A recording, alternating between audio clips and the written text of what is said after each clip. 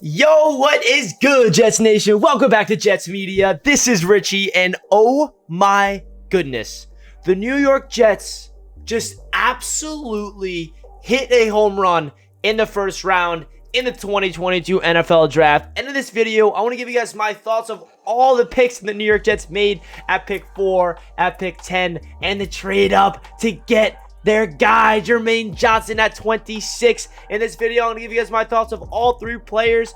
I literally just finished my 4.5 hour long live stream, streaming the entire NFL draft. I'll be doing the same thing tomorrow night during the day 2 of the draft, round 2 and 3, and of course on Saturday during the day, so stay tuned for that. But it's late at night, but I still had to make a video because there's so much to talk about what the New York Jets did in terms of hitting a home run, because I'm still at a loss for words, but I still have a lot of things to say, if that makes any sense. Because if you guys were watching my live stream, you knew how crazy I was going. If you want to see my live reaction, just go to that stream and find out where we picked the players. I'm going to have to clip it eventually and figure out how to do that so you guys can see my live reaction, because I was going crazy with Jack. But man, oh man, before we get into the video, I just want to mention, if you guys were watching me on the live stream, I really appreciate you guys tuning into the channel. And if you're watching this video right now, I really do appreciate you guys tuning into Jets Media. It means a lot to me to be able to connect with everybody across the Jets community, all over YouTube, Twitter, social media, in person, doesn't matter. I really do appreciate each and every one of you guys showing the Jets Media so much love and support. If you could do me a favor, smash that like button so we get as many Jets fans seeing this video, so we can all share our awesome reactions to the New York Jets selecting Sauce Gardner, Garrett Wilson, and Jermaine Johnson tonight. And I want to hear your guys' thoughts down below in the comment section of your grade of the first round for the New York Jets, because I don't know how you cannot give them an A, because this was absolutely crazy what they did. And of course, if you're new to the channel, don't forget to hit that subscribe button. So let's get right into it. Let's start with the 4th overall pick for the New York Jets, that being Sauce Gardner. Or should I say what Joe Douglas said, Swaggy Sauce Gardner. Listen, if you guys been following me on Jets Media for a while, then you had an idea of where I was at going into this draft. I loved Sauce Gardner. Sauce Gardner was is one of my favorite prospects heading into this draft for a long time.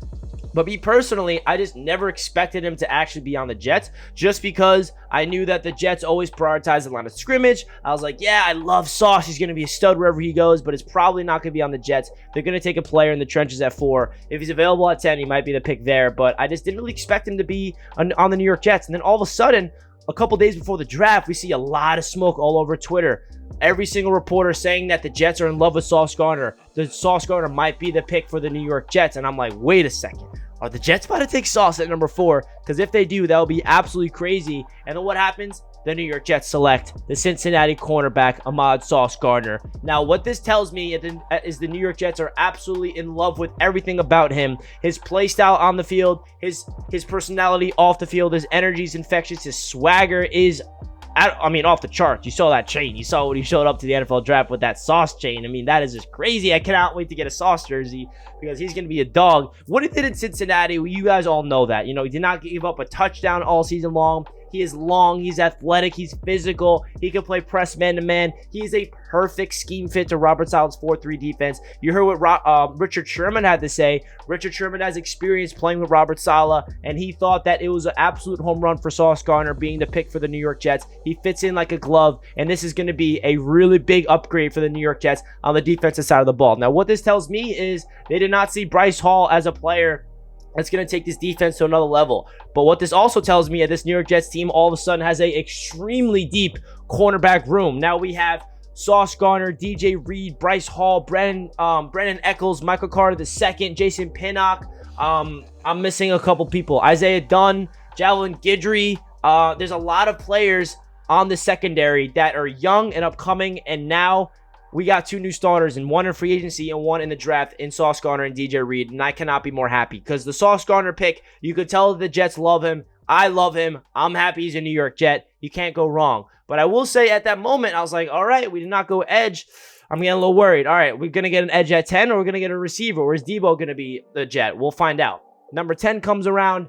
I'm expecting it to be either Jermaine Johnson or Garrett Wilson. I was saying on the stream at that moment, I was like, there's no way that this is not going to be one of Jermaine Johnson or Garrett Wilson. It ends up being Garrett Wilson. They get their wide receiver pairing up Garrett Wilson with Zach Wilson, with Elijah Moore, with Corey Davis. They get their number one receiver that they wanted in the NFL draft. We know that the New York Jets were desperately looking to add a wide receiver, whether that's in the trade market or the NFL draft. They decided, you know what, Deebo Samuel, we offered a package. They did not accept it. There was rumors that it just did not materialize by the pick, and that's okay because the New York Jets come away with a big-time prospect at the wide receiver position that is a beautiful pick because he fits this scheme absolutely like off the charts. You know, his route running is what really stands out about Garrett Wilson. He's a player that can absolutely, if you isolate him one-on-one, he is going to get separation with ease. He can just be in and out of his breaks immediately, plant his foot in the ground, boom, 3 yards separation down the field. Zach Wilson's got to put it on there, and he is a deep threat, intermediate threat.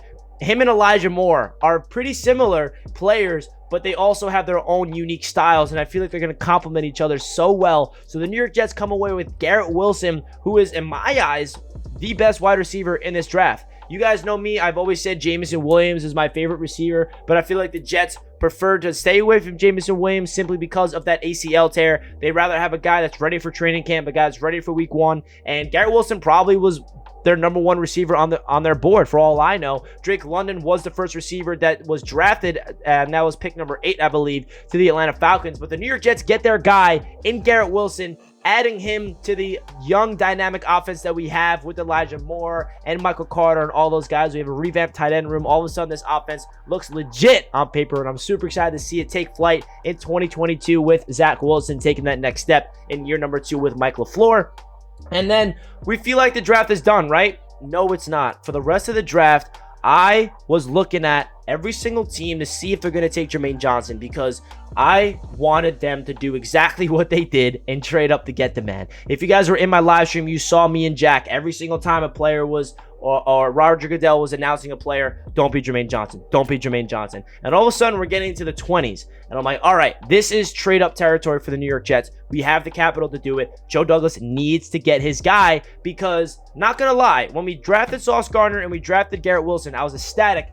But there was a part of me was like, all right, we need an edge rusher. And I don't know what we're going to do. Maybe they love someone in the second round, like a Boye Mafe, or maybe they're going to target Jermaine Johnson to trade up. But not going to lie, I love Sauce Gardner. I love Garrett Wilson, but I'm getting a little concerned because we did not get that edge rusher that this New York Jets defense desperately needs.